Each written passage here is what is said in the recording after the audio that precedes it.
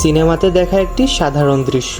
কেউ তলোয়ার দিয়ে কারো ঘাড় কেটে দিলেই কয়েক সেকেন্ড মাথা একই জায়গায় থেমে থাকে, তারপর মাথা পড়ে যায়। কিন্তু বাস্তবে কি মাথা প্রথমে থেমে থাকে তারপর পড়ে যায়? এই প্রশ্নটা পরীক্ষার জন্য মিথবাস্টার্সের দল একটি এক্সপেরিমেন্ট করে। তারা বিভিন্ন ধরনের তলোয়ার এবং সেটি চালানোর কলাকৌশল বোঝার পর সঠিক ব্লেড নির্বাচন করে। প্রথমে তারা 120 মাইলেজ পার গতিতে একটি টার্গেটের উপর আঘাত করে, কিন্তু ফলাফল হিসেবে তলোয়ারটি বেশ মরে যায়। এরপর তারা একটি বিশেষ যন্ত্র বানায় যা তলোয়ারকে 180 মাইলেজ পার গতিতে ঘোরাতে পারে।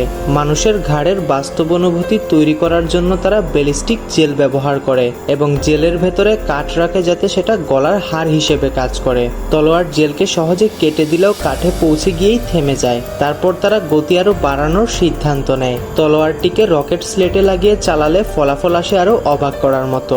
রকেটের পাওয়ারে তলোয়ার এক আঘাতেই ঘাড় থেকে মাথা আলাদা করে দেয়। কিন্তু চলচ্চিত্রের মতো মাথা সেখানেই আটকে থাকে না। বাস্তবে মাথা তৎক্ষণিক দূরে পড়ে যায় এবং শরীরও ইম্প্যাক্টের কারণে পেছনে ছিটকে পড়ে। এমন আরও ইনফরমেশন জানতে ভিডিওটিতে একটি লাইক দিয়ে চ্যানেলটি সাবস্ক্রাইব করুন।